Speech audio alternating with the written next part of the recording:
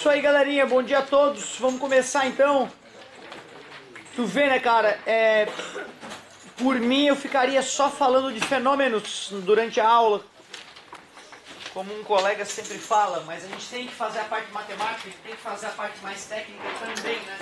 Mas as perguntas de vocês são sempre interessantes e eu não posso deixar de comentar. A ideia de hoje é continuar a transferência de calor.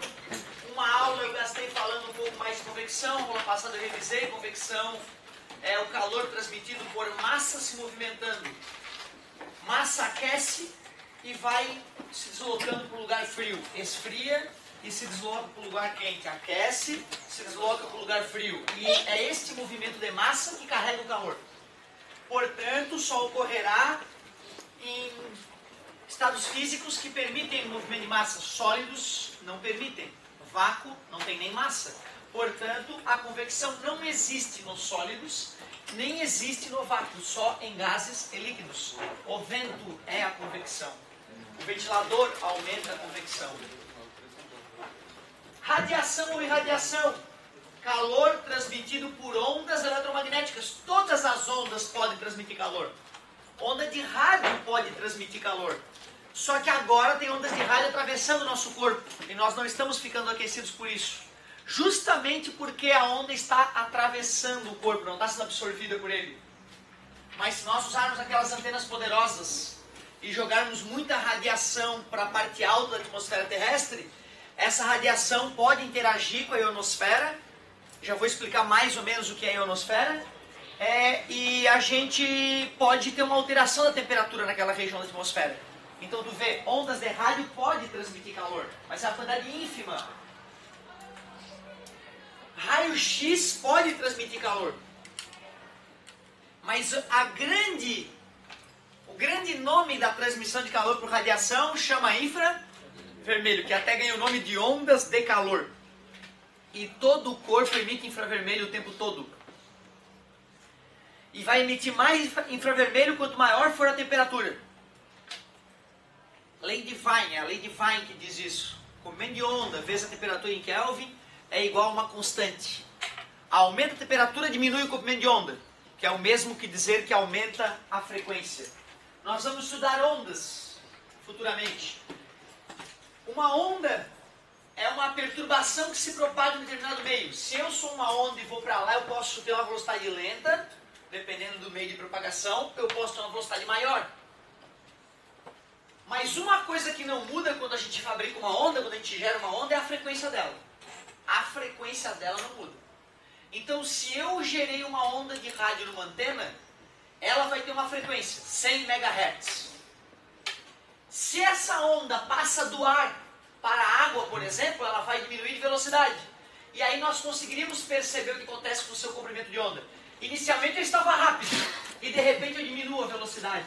Dá para perceber... Aliás, né? Não dá para perceber, porque além de diminuir a velocidade, diminui a frequência, né? Eu vou ter que manter a minha frequência e vou ter que diminuir a minha velocidade para ficar nítido. Ou de repente eu faço o contrário, que eu acho que é mais fácil, menos chance de eu errar. Eu vou começar lento, como se a onda tivesse sido gerada na água, e vou para o ar, onde a onda vai aumentar de velocidade. Estou falando de uma onda uma onda de rádio. Uma antena de um submarino gerou uma onda, que vai ser captada por uma antena de um avião no ar. O meio de propagação mais rápido é o ar. Para as ondas eletromagnéticas é o vácuo, ou nada. Lá elas atingem a maior velocidade, porque é a velocidade da luz no vácuo. Né? Perguntaram ontem isso, né? Como é que é a velocidade dessas ondas? Eu falei, todas empatam no vácuo. Aí logo depois o ar. Quanto mais rarefeito o ar, mais próximo da velocidade da luz no vácuo. Mas a velocidade da luz aqui no ar, mesmo não rarefeito, é praticamente igual a do vácuo. Aí, se eu for para outro meio transparente, a velocidade vai ser reduzida. Né? Se vai para a água, diminui em uns 30% a velocidade da luz. Se vai para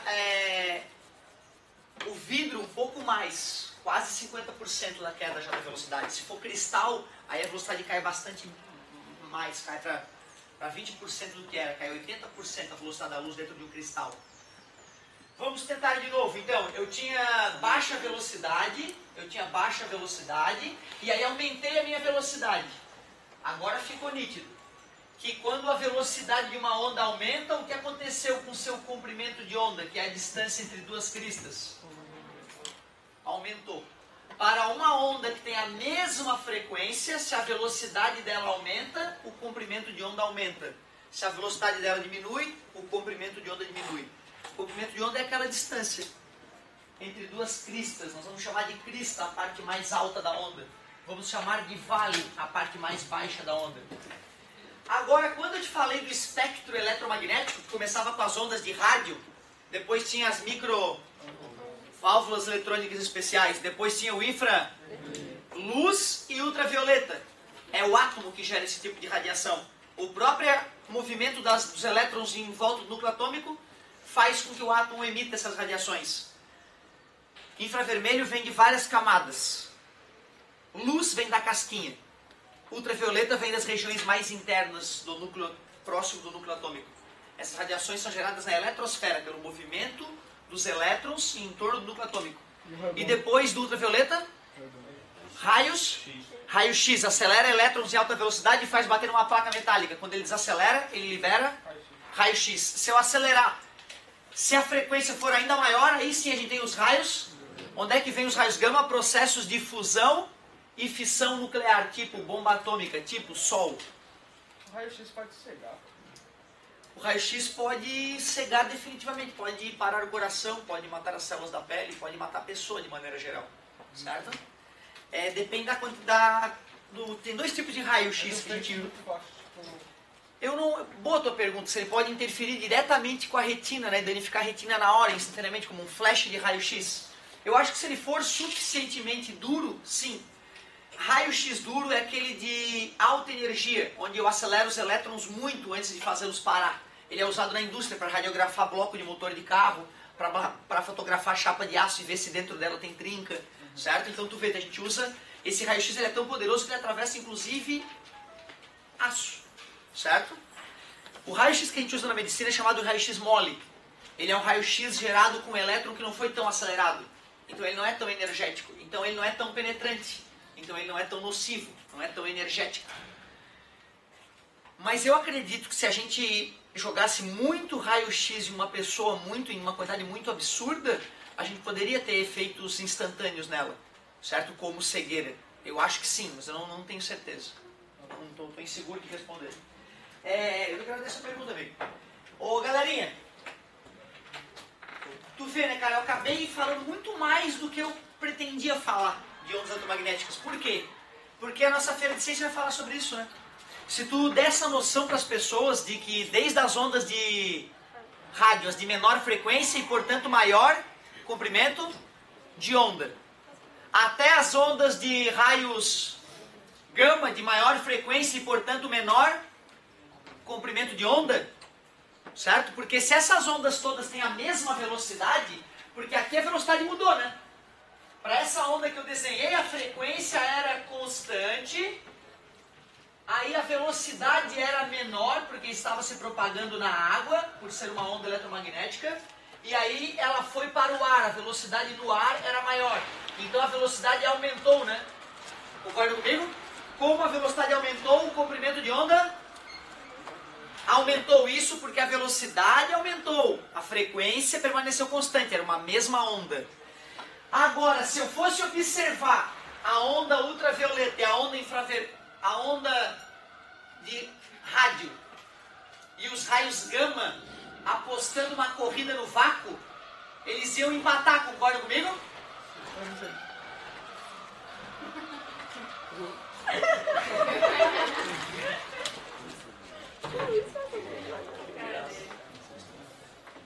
Ô galerinha, olha só.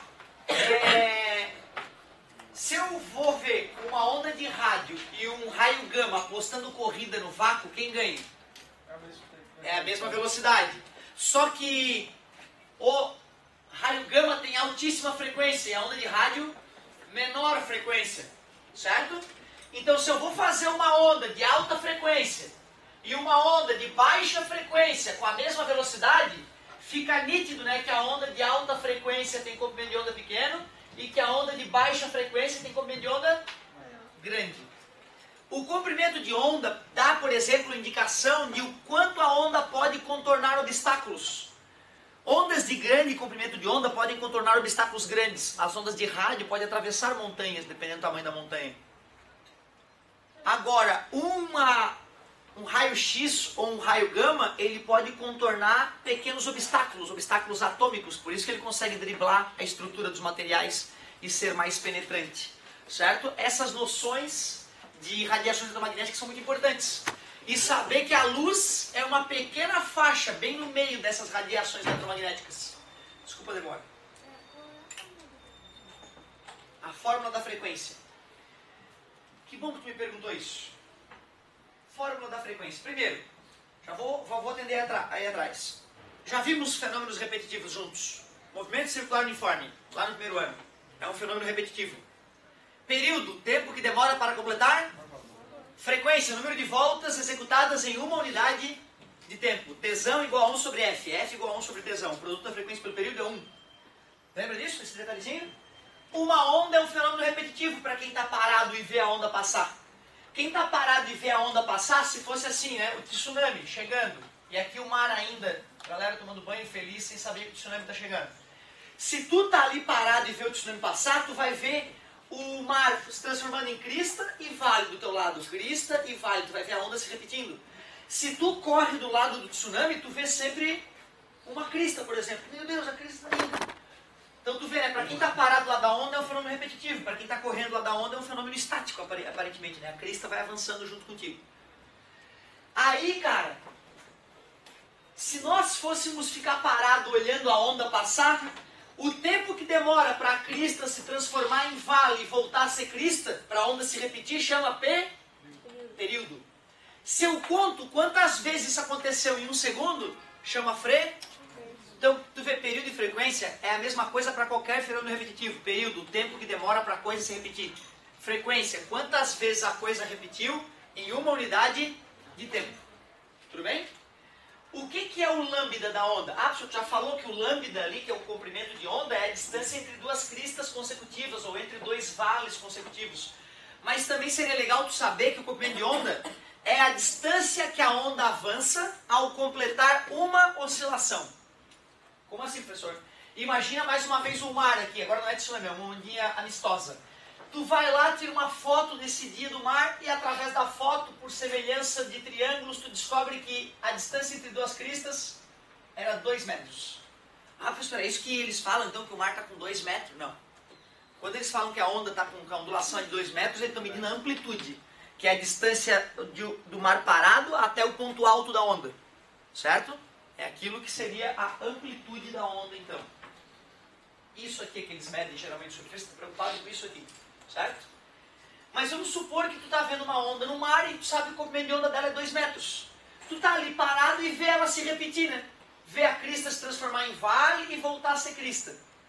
Após uma repetição, tu perceberia que a onda avançou 2 metros.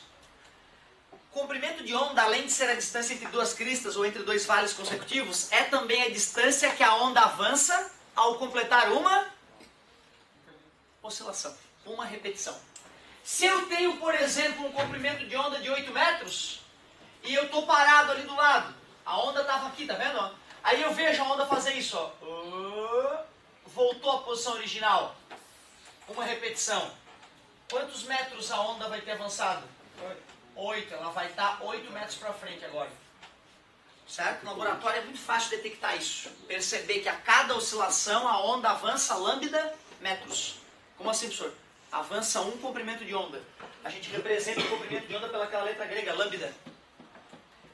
O mestre Galileu nos brindou com a poderosa ideia de velocidade média. Velocidade é distância sobre tempo. Eu acabei de te falar que a onda anda uma distância que se chama lambda, num tempo que se chama o período, tesão. E já que frequência e período, um é o inverso do outro, dividir pelo período é o mesmo que multiplicar pela... E aí nasce a fórmula V igual a lambda vezes F. Esta, eu acho que seria... Não sei se era exatamente... Né, não sei se tu estava se referindo à ideia de frequência e período, ou se era como relacionar velocidade e comprimento de onda e frequência, né? Que era o que eu estava querendo mostrar na prática, né? Me fingindo de onda, certo? Essa equação é chamada de equação fundamental das ondas. Difícil fazer uma prova de vestibular sem usar essa equação. Como a matéria de ondulatória vai vir agora no volume 4, certo? Então adiantamos um bate-papo legal. Aí falamos o que é crista, o que é vale, o que é comprimento de onda, período e frequência. Te mostrei a equação fundamental das ondas. Veja.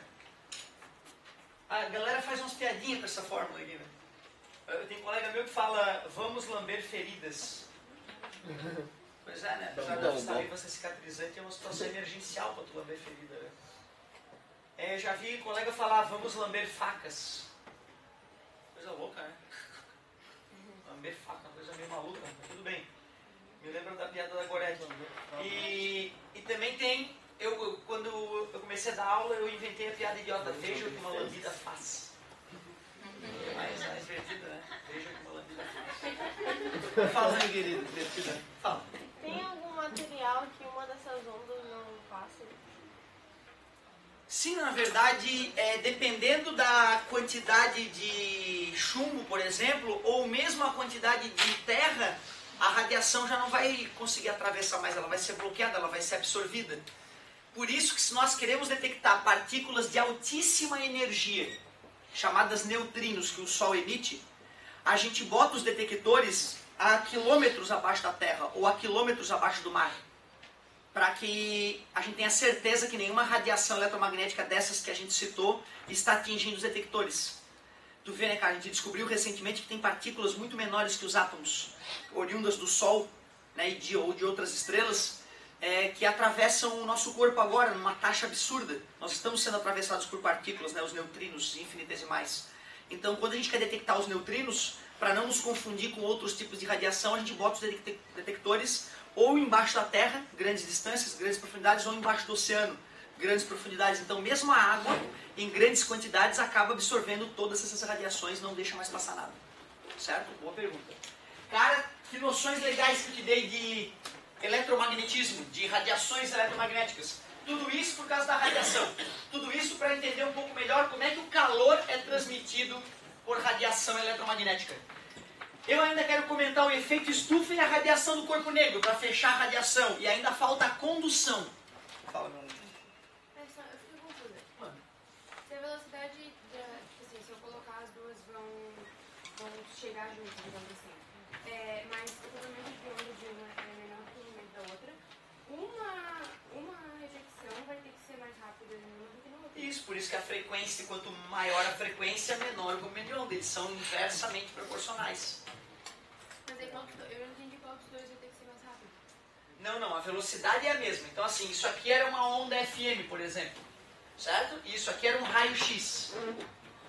Raio-x. Os dois têm a mesma velocidade. O raio-x tem alta frequência e baixo comprimento de onda. A onda de rádio tem baixa frequência e grande comprimento de onda. E o produto do lambda vezes o F, tanto para a FM quanto para a onda de rádio, como para qualquer radiação eletromagnética no vácuo, dá o mesmo. Mas então quer dizer que ao mesmo tempo que a adicional vai completar uma oscilação debaixo do raio? Não, o período é diferente. Daí qual dos dois que vai completar a oscilação mais rápido? Ah, entendi. O período é o inverso da frequência. Então o cara que tem a maior frequência é o cara que tem o menor período. É o cara que completa mais rápido a oscilação. Claro, para poder compensar o lambda menor. Tá? Então as oscilações são mais rápidas para um lambda menor. Muito mais rápidas. É isso aí. Já que é sobre luz a feira de ciência, se alguém te perguntar, né, chega alguém um pouquinho mais entendido, deixa eu ver se a gurizada estudou mesmo. Então me fala aí, já que é luz essa feira de ciência, qual é o comprimento de onda da luz? Ou qual é a frequência da luz? Só que faltava tu saber a frequência da tua estação de rádio, que tu escuta, aquela música boa, e... nem sempre, né? E não saber a frequência da luz, que é o tema da feira de ciência, né? Eu não sou um cara bom de decoreba, mas o comprimento de onda da luz amarelo esverdeada,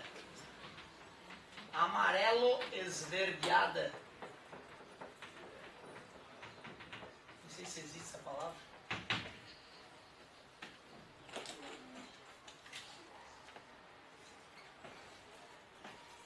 é um número muito convidativo de se decorar.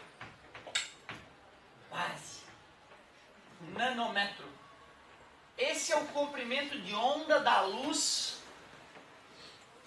do meio do espectro visível. Começa com o vermelho, termina com o vermelho, alaranjado, amarelo, verde, bem no meio, verde. Azul, anil e violeta. O amarelo esverdeado é o comprimento de onda bem mediano que o ser humano enxerga. Se nós sabemos que a velocidade da luz no vácuo é 3 vezes 10 na 8 metros por segundo, 300 milhões de metros por segundo, se a gente joga na equação que eu acabei de deduzir para vocês, a gente consegue descobrir, né, qual é a frequência, né? Concorda comigo? Velocidade, 3 vezes 10 na 8. Comprimento de onda da luz amarela esverdeada, 555 nanômetros. Ah, eu vou botar 500 que eu não quero infartar. Nano é 10 na menos 9. Nano, aquele prefixo ali, significa 10 na menos 9. Frequência, tá multiplicando, passa 3 vezes 10 na 8, que divide 5 vezes 10 na menos 7. Frequência. Agora que eu diminuí o lambda, esse lambda está mais próximo do vermelho ou do violeta?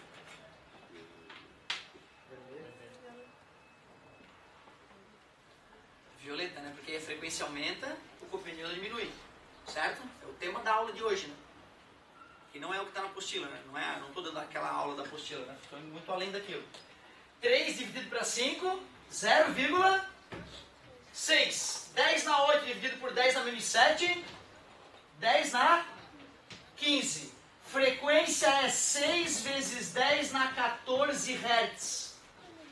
Tua antena de rádio capta uma frequência de 100 MHz, 100 milhões de oscilações por segundo do campo elétrico.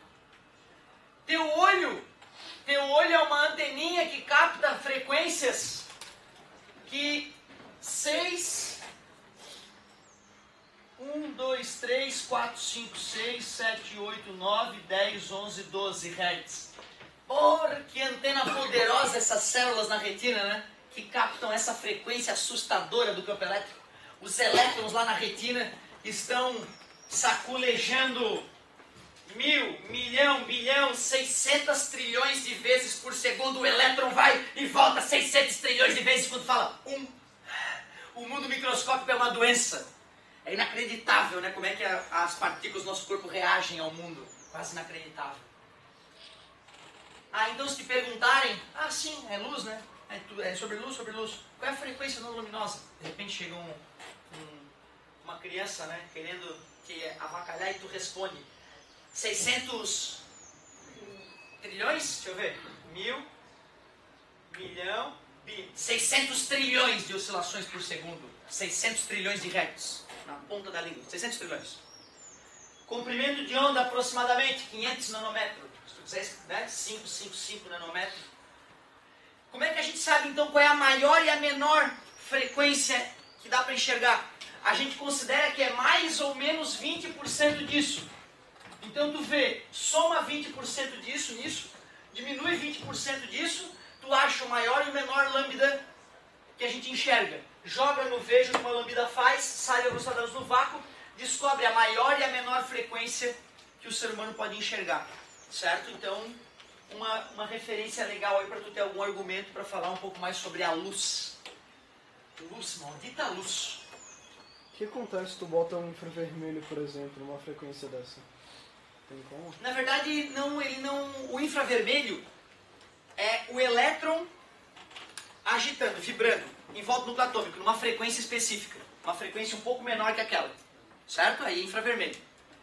Se eu pegar o elétron e quiser sacudir ele mais do que isso, fazer ele acelerar e desacelerar mais do que isso, no átomo isso não vai acontecer. Eu desintegraria o átomo fazendo isso. Então eu vou ter que fazer isso fora do átomo. Como? Pegando o elétron, acelerando ele com campos elétricos fortíssimos e fazendo ele parar numa placa metálica. Fazendo ele bater em outros elétrons e desacelerar abruptamente. É a única maneira de eu fazer ele mudar de velocidade mais fortemente. E aí já é raio-x. Sacou a ideia? Por isso que nunca vai ter uma micro-ondas naquela frequência ali, na frequência uma infravermelho naquela frequência da luz. Ou numa outra frequência. Apesar disso, não é exatamente a frequência que define a onda, é a maneira como foi gerada. Tanto que eu comentei, né? Eu tenho ondas de rádio e micro-ondas com a mesma frequência, só que uma foi gerada no fio condutor, outra foi gerada numa válvula eletrônica especial. Eu posso ter luz e infravermelho com a mesma frequência. A luz foi gerada bem na camada de valência do átomo, na última camada. E o infravermelho foi gerado na parte mais interna do átomo. Então eles vão ter caras diferentes, esses campos elétricos oscilantes, mas a mesma frequência, pode acontecer. Mas uma frequência já bem para cima da luz ali, o infravermelho, o máximo que poderia acontecer, porque assim, eu não vou poder girar infravermelho na frequência do raio-x, não daria. Mas aumentar um pouco a frequência do infravermelho eu posso. O que aconteceria é que eu sentiria mais energia radiante chegando em mim, eu aqueceria um pouco mais. Nada além disso. Para deixar mais clara a tua pergunta, chegou o momento de eu comentar a radiação do corpo negro.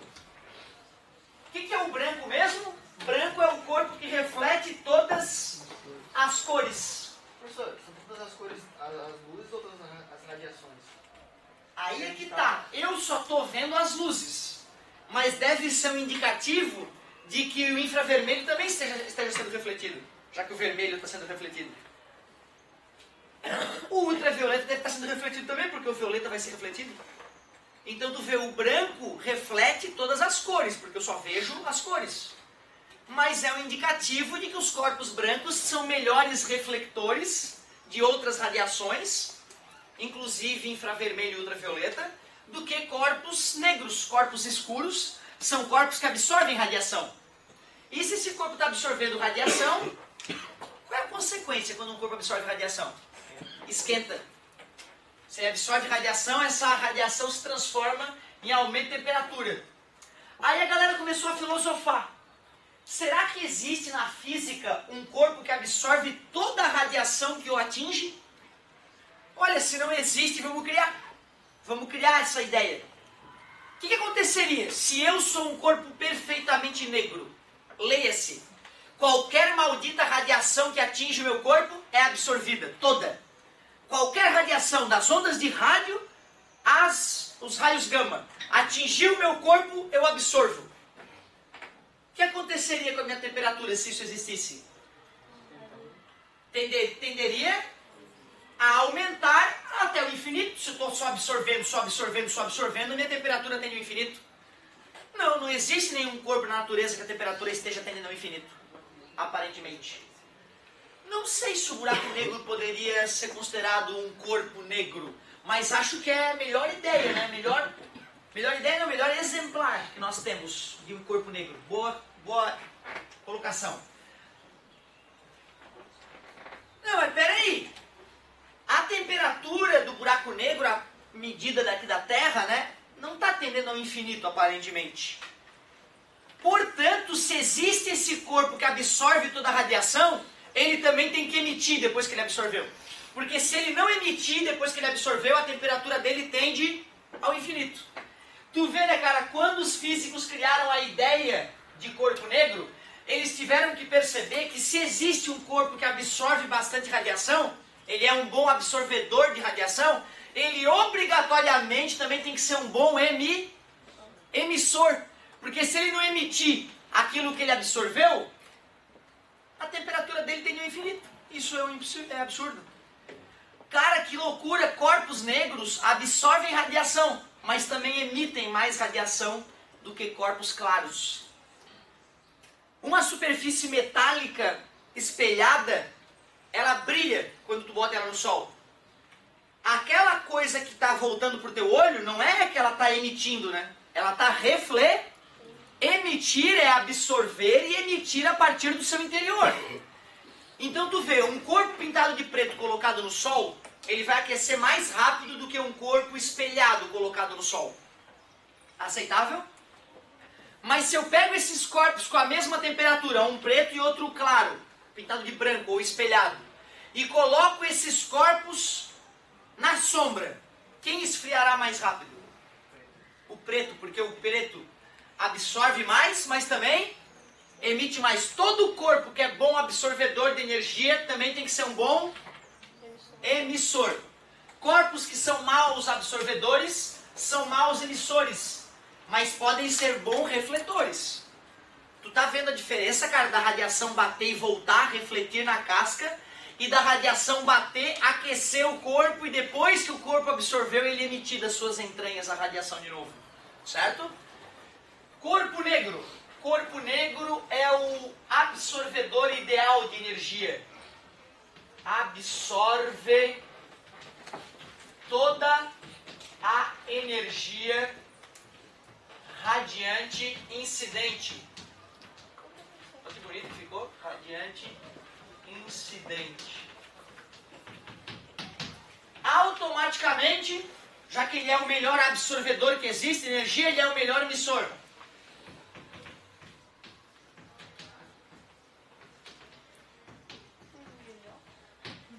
Melhor.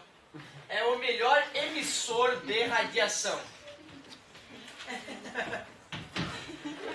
Sem graça.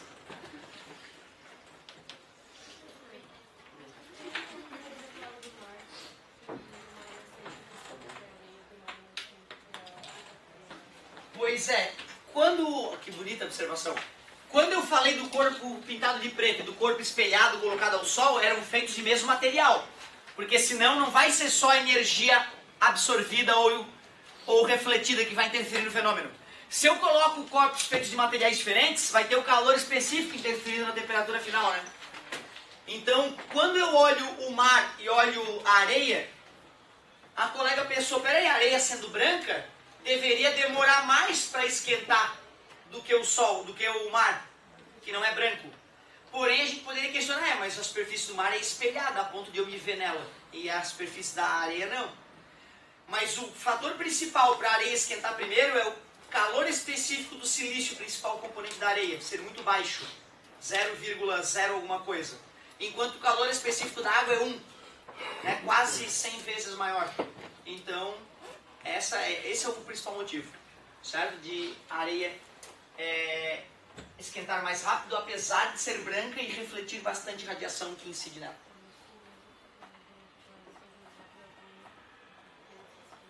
Ah, sim, é verdade, ela acaba esfriando mais rápido, já que o fato dela ser branca, poderia atrapalhar o seu esfriamento, já que ela emite pouco, né? Mas como ela guardou pouco calor na sua baixa capacidade térmica, devido ao seu baixo calor específico, o material que a compõe, então ela vai esfriar mais rápido também.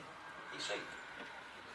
Cara, assim, ó, um momento curioso na física. Raramente a gente pode fazer um comentário interessante como esse. Fazendo um estudo sobre como é que deveria se comportar esse corpo ideal, esse corpo que é o melhor absorvedor e o melhor irradiador de energia, os caras chegaram à conclusão de que a radiação emitida por um corpo negro depende da temperatura desse corpo elevado à 4ª potência. Esta é a famosa equação da radiação do corpo negro, onde o T é a temperatura em Kelvin, e esse sigma aí é a constante de Stefan Boltzmann, ou constante de Boltzmann. De cabeça eu não lembro. O que eu estou preocupado ali é com a temperatura elevada à 4ª potência. Perdão. Quando dobra a temperatura em Kelvin de um corpo, o que acontece com a sua energia irradiada? O que tu acha? Olha lá, pensa um pouquinho. Constante de Stefan Boltzmann. Que legal. A gente está acordado. Como é bom ter internet, né, cara?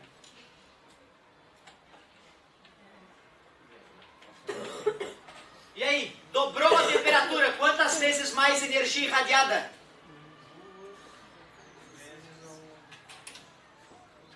Pega um número, faz ele a 4ª potência.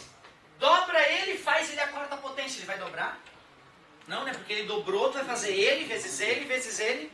É 2 vezes 2, 4 vezes 2, 2 vezes... Meu Deus, quando dobra a temperatura aumenta em 16 vezes a energia irradiada. Em 16 vezes. Triplica.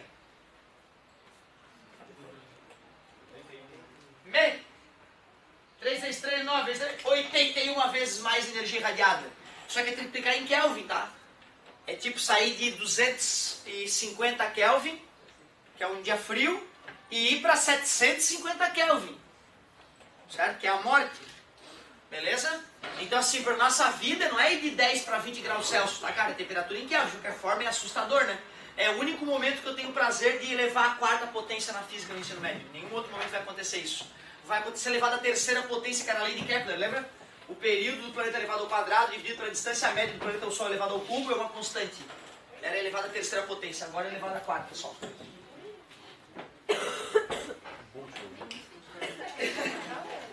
Me perdoem.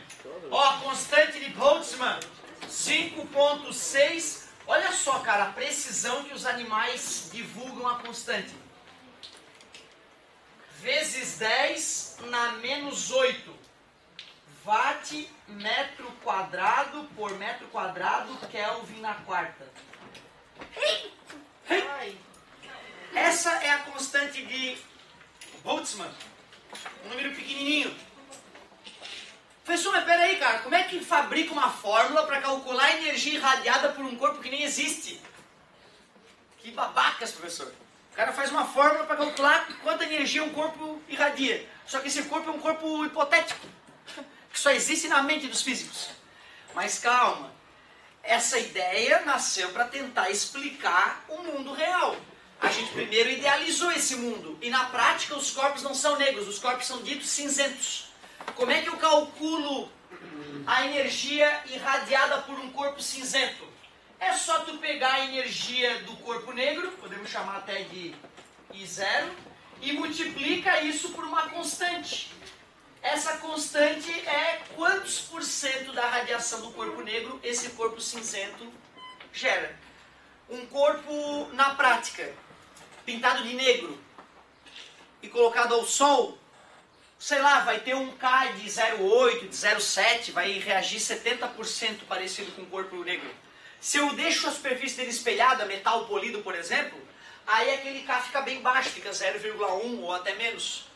Mostra que ele se afastou bastante do comportamento de um corpo negro.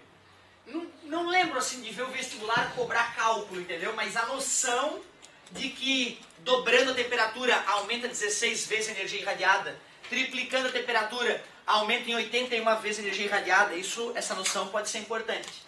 Saber que o corpo cinzento é um corpo que emite menos radiação do que o corpo negro. E o principal, saber que o corpo negro é o cara que absorve toda a radiação incidente e também é o melhor emissor, porque senão a temperatura dele tenderia ao infinito. Lembram que é efeito estufa? O Sol, cara, emite de tudo, desde ondas de rádio até raios gama. Dentre essas várias radiações, eu lembrei de duas importantes, ultra e infra.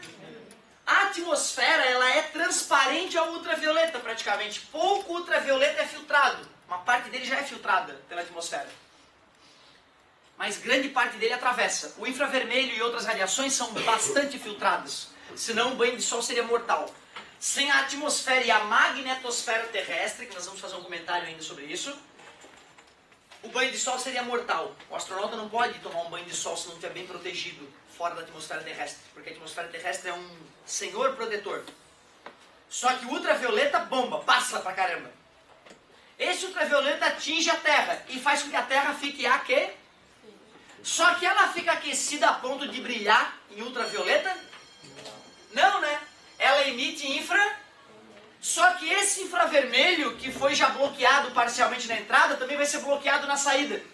Quer dizer que tem bastante energia de alta frequência penetrando na atmosfera, aquecendo a Terra, e na hora que eu vou emitir essa radiação, ela não consegue sair. Ela bate na atmosfera e volta. Entra ultravioleta, alta frequência. Na hora de sair infravermelho, ela bate e volta, fica presa. Aí a Terra fica quentinha. Isso é bom. Nós estamos aqui por causa do efeito estufa. O efeito estufa é do bem. Que bom que tem efeito estufa. Porém, há indícios de que o excesso de queima de combustíveis fósseis, excesso de emissão de gases de efeito estufa, dióxido de carbono, CO2, monóxido de carbono, CO, metano, CH4, por exemplo, desde o teu arroto até a digestão das vaquinhas, dos ruminantes, todos esses gases, os vulcões e agora os carros e as máquinas que nós produzimos, todos eles estão aumentando um pouco demais a quantidade de gases que deixam o infravermelho na Terra. E aí a temperatura média do planeta está aumentando um pouquinho. não é do planeta todo, é da casquinha de ar em volta do planeta, e principalmente próximo dos grandes centros urbanos, na selva de pedra. O certo seria chamar de aquecimento local, né, das selvas de pedra. E aí a galera denominou aquecimento global. Cara, tem lugar do mundo aí que está congelando como nunca antes. Certo? Então lembrar que o planeta não está aquecendo como um todo. Mas nós temos que dar muita atenção para esse fenômeno, que ainda não está bem explicado. Efeito estufa ocorre porque a atmosfera é transparente a radiações de alta frequência e é opaca a radiações de baixa frequência. Entra mais radiação do que sai. A Terra aquece um pouquinho. Efeito estufa. Desde que conhecer esse fenômenozinho. Na próxima aula, eu quero voltar a falar do efeito estufa, de falar de AM e FM, ondas de rádio, fazer uma comparação. E vou falar da magnetosfera terrestre. O que é isso? O que é isso e a importância dela para nós resistirmos ao Sol. Valeu!